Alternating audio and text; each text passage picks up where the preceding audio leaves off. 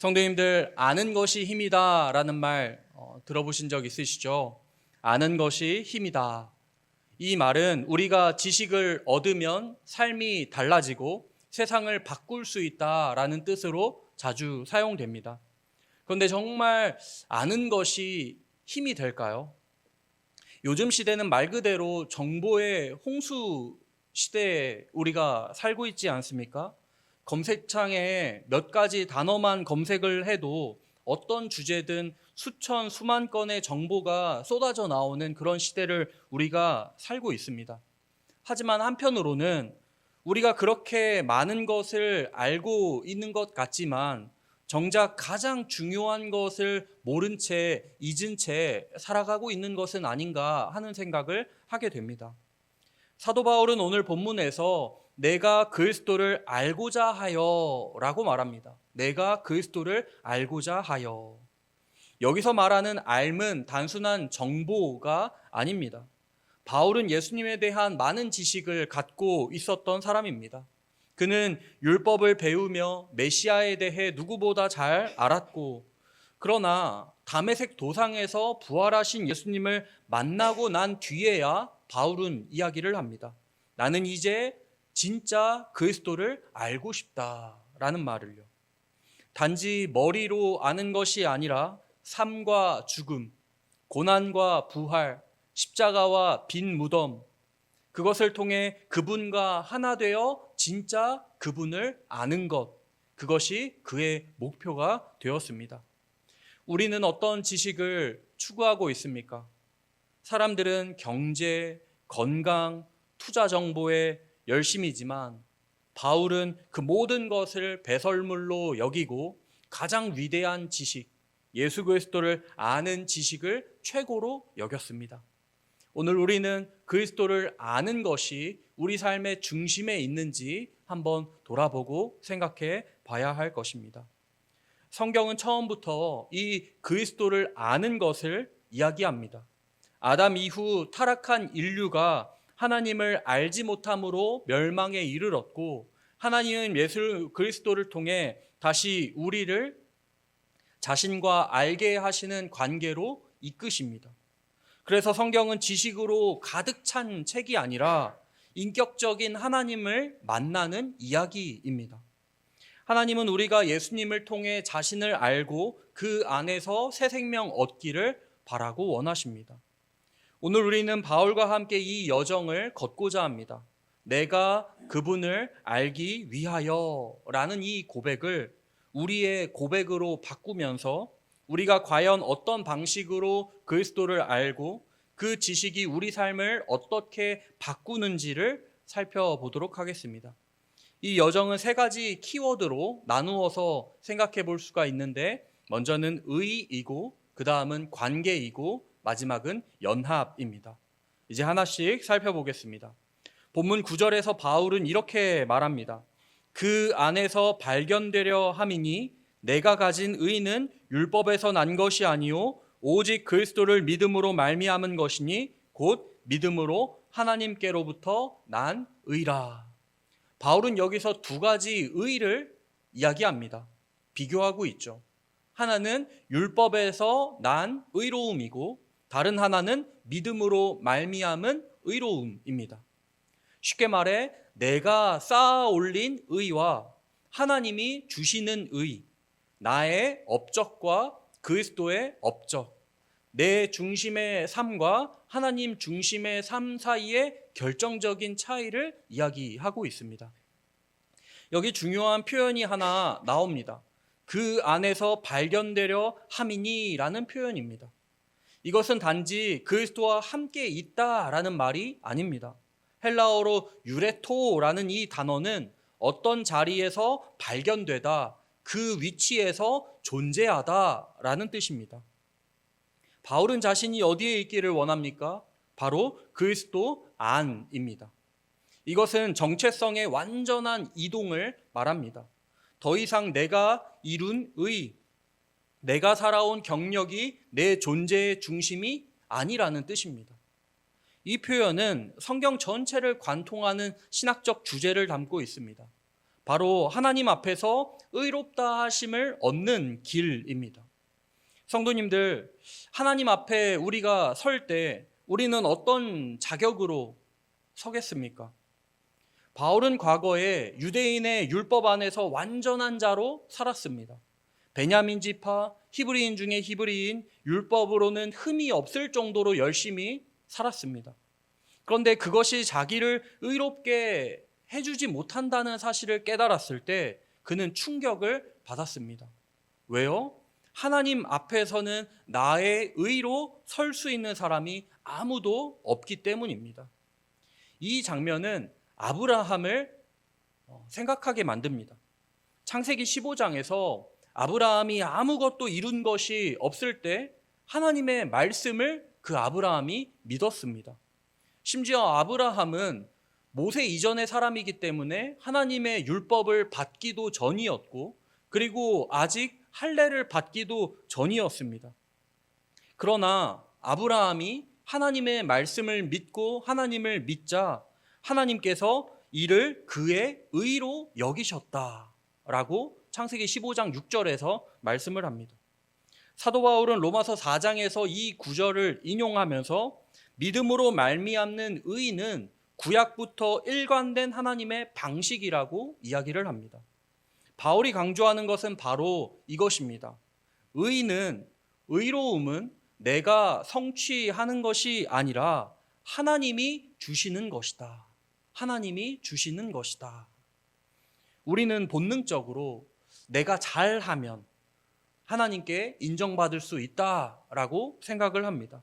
내가 열심히 봉사하고, 내가 열심히 많이 예배드리고, 열심히 많이 열렬히 기도하면 하나님이 나를 더 사랑하실 거다라고 생각합니다.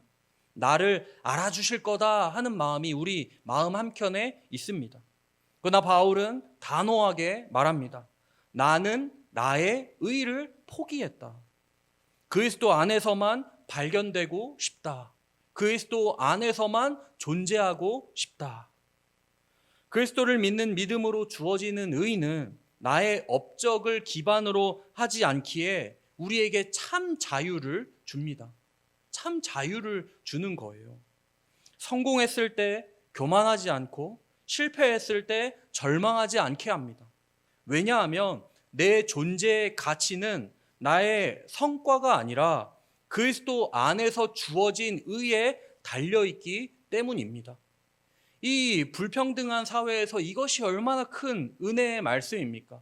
나의 출신, 나의 학벌, 나의 재산, 나의 노동, 나의 수고, 나의 성과가 아니라 오직 그리스도를 믿는 믿음으로 하나님께서 우리에게 주시는 의입니다.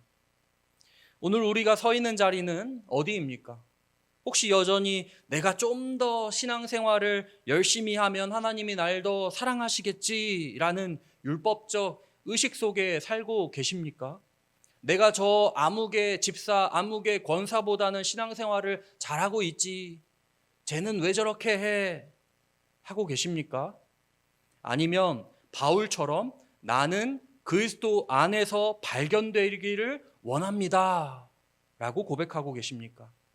나의 생각과 정체성이 아직도 나에게 있고 시선이 아직도 나를 향해 있습니까? 아니면 그리스도, 오직 그리스도만 바라보며 의지하고 계십니까? 진짜 의는 하나님의 선물입니다. 믿음을 통해 주어지는 것입니다. 바로 그 의가 우리로 하여금 다음 단계로 나아가게 합니다. 그것은 단지 의롭다함을 넘어서서 그리스도와의 인격적인 관계로 들어가는 것, 곧 그분을 아는 것입니다. 두 번째 내용, 관계를 살피기 위해 우리 10절 말씀 같이 한번 보겠습니다. 10절 말씀입니다. 내가 그리스도와 그 부활의 권능과 그 고난의 참여함을 알고자 하여. 여기까지만 읽겠습니다. 여기서 알다, 헬라어 기노스코라는 단어인데요. 이것은 단순히 정보나 지식을 습득하는 것이 아닙니다. 성경에서 이 단어는 인격적인 관계, 깊은 친밀함을 표현할 때 사용됩니다. 예를 들어 창세기 4장에서 아담과 하와가 동침했다라는 표현이 나옵니다. 그런데 이것을 이제 헬라어로 바꾼 그 헬라어 구약 성경에 보면 아담이 하와를 알았다라고 번역을 합니다. 여기 알았다가 바로 이 기노스코입니다. 다시 말해 바울은 지금 지식이 아니라 깊은 관계를 이야기하고 있습니다. 그는 예수님에 대해서 아는 것이 아니라 예수님을 아는 것을 원하고 있습니다. 요한복음 17장에서 우리 예수님이 대제사장적 기도를 하실 때 이렇게 말씀합니다. 영생은 곧 유일하신 참 하나님과 그의 보내신 자 예수 그리스도를 아는 것이라. 여기 알다에도 동일한 단어 기노스코가 사용됩니다. 성경이 말하는 구원은 단지 지옥을 면제받는 것이 아니라 하나님과의 관계 회복입니다. 그리스도를 안다는 것은 하나님의 마음을 알고 그 뜻에 동참하고 그분의 길을 함께 걷는 것입니다. 바울은 그리스도를 안다고 말하기 전에 자신이 이전에 가졌던 모든 것을 다 배설물로 여긴다는 이야기를 먼저 했습니다. 왜냐하면 그것들은 그리스도를 아는 것보다 가치가 없기 때문입니다. 이 대조는 마치 예레미야 9장 말씀을 떠올립니다. 예레미야 9장에 이런 말씀이 있습니다. 지혜로운 자는 그의 지혜를 자랑하지 말라. 자랑하는 자는 이것으로 자랑할지니 곧 나를 아는 것이라. 바울은 그리스도 안에서 자신이 새롭게 태어났으며 이제 가장 중요한 일은 그분과의 관계 안에 깊이 들어가는 것이라고 이야기합니다. 예수님을 단지 구원자나 심판자로만 아는 것이 아니라 매일 동행하는 인격적인 주님으로 경험하고 싶어 합니다. 이것은 신앙생활의 본질이 무엇인지를 다시 묻는 장면입니다. 우리는 예수님을 얼마나 알고 싶어 하고 있습니까? 혹시 예수님에 대해 정보로 오랫동안 들어왔지만 정작 인격적으로 예수님을 만난 경험은 없는 것 아닌지요? 바울의 고백은 단지 사도만의 고백이 아니라 모든 성도들이 함께 따라야 할 여정입니다. 예수님은 우리가 더 깊이 알기를, 관계 맺고 사귀기를 원하십니다. 성경을 통해, 기도를 통해, 찬양을 통해, 고난 속에서도 예배 가운데서 예수님이 어떤 분이신지 인격적으로 만나기를 원하십니다. 이제 바울은 그리스도를 아는 이 관계가 단지 감정적 친밀함이 아니라 구체적인 삶의 영역, 특히 부활의 권능과 고난에 참여라는 신비한 연합으로 확장된다라고 말합니다. 이것이 세 번째 포인트입니다. 우리도 바울처럼 예수님을 더 깊이 알고 그 지식이 삶을 바꾸는 능력으로 이어지기를 소망하면서 다음 그 단어인 우리 그 연합이라는 그 단어를 우리 살펴보겠습니다. 바울은 그리스도를 알고자 한다라고 고백하면서 그분을 아는 지식이 단순한 영적 친밀함에 머물지 않는다고 말합니다. 오히려 그는 이렇게 고백을 합니다. 10절 하반절부터 11절까지 말씀 보겠습니다. 10절 하반절부터 11절입니다. 그 부활의 권능과 그 고난의 참여함을 알고자 하여 그의 죽으심을 본받아 어떻게 해서든지 죽은 자 가운데서 부활에 이르려 하노니. 이 문장은 복잡하지만 바울의 신앙 여정의 정점을 보여줍니다. 바울은 지금 그리스도와의 연합을 이야기합니다. 그리스도와의 연합은 단순히 그리스도 안에 있는 지위, 의롭다 하심만이 아니라 그리스도의 삶 전체, 곧 고난과 부활, 죽음과 생명에 함께 참여하는 존재가 된다는 것입니다. 그리스도와의 연합이란 예수와 함께 죽고 예수와 함께 사는 것이고 예수의 고난과 영광에 함께 참여하는 것을 뜻합니다. 본문에서 바울은 먼저 부활의 권능을 알고자 한다라고 말합니다. 여기 권능은 단지 죽은 자를 살리는 초자연적인 능력만을 의미하지 않고 예수의 부활을 통해 드러난 하나님의 새 창조 능력, 죄와 사망을 이기고 새로운 삶을 주시는, 새 생명을 주시는 생명의 능력을 가리킵니다. 다시 한번요. 바울이 본문에서 말하는 부활의 권능은 단순히 우리가 죽어서 부활하게 되는 것만을 가리키지 않고 지금 이 땅에서 예수 믿고 새로운 삶, 새 생명의 삶을 누리는 것까지를 이야기하고 있다는 것입니다. 로마서 6장을 보면 우리가 그리스도와 함께 죽고 그리스도와 함께 살아난 자로 표현이 됩니다. 오늘 새벽 예배 그 본문 말씀이었는데요. 이 말은 단지 미래에 부활할 것을 소망하는 것이 아니라 지금 이 순간부터 새 생명의 능력 안에서 살아가는 삶을 뜻합니다. 그런데 이 부활의 능력은 반드시 고난에 참여하는 길을 통해 드러납니다. 바울은 그 고난에 참여함까지를 말하고 있습니다. 그분의 고난에 참여한다고 하는데 참여로 번역된 이 단어가 우리가 한 번쯤 들어봤을 단어인 코이노니아, 그러니까 교제를 뜻하는 그 코이노니아라는 단어입니다. 교제, 참여 이런 뜻이거든요. 그러니까 고난을 억지로 할 수 없이 당하는 것이 아니라 그리스도의 고난을 나의 삶 속에 받아들이고 함께 짊어지는 것을 뜻합니다. 우리 한국 기독교는 옛날 6.25 전쟁 이후에, 해방 이후에 우리가 오랫동안 굶고 어렵고 힘든 그때에 복음이 크게 전파가 되면서 대부흥을 겪었거든요.